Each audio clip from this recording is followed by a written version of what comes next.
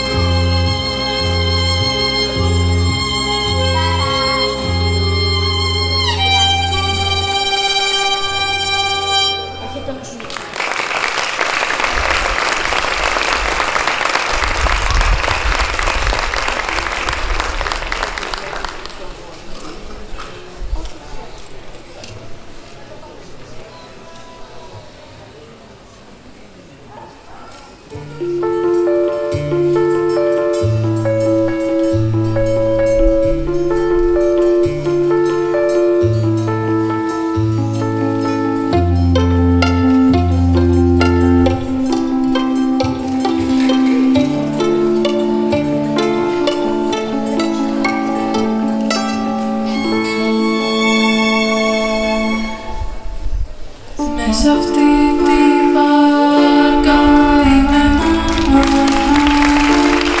και πως είναι αυτά μου κατασπράγγουλη συναντηρίνω στο γυαλό, μα πως να σου το πω, είσαι ένα αστέρι μακρινό, τη νύχτα σε φιλώ.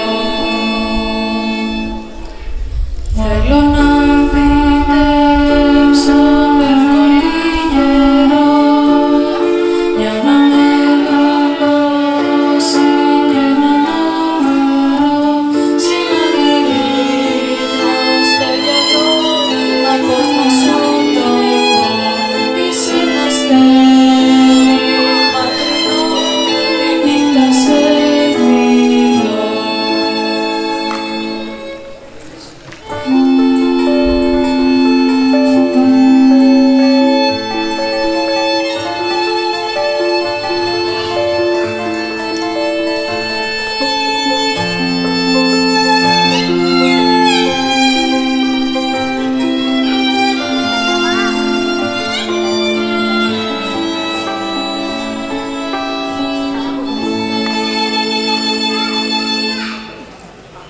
Έχω τα μαλλιά μου άστρα και βροχή και στα όνειρά μου κάνω προσευχή, συναντηρίνω στο γυαλό, μα πως να σου το πω, είσαι ένα αστέρι μακρινό, τη νύχτα σε φιλώ.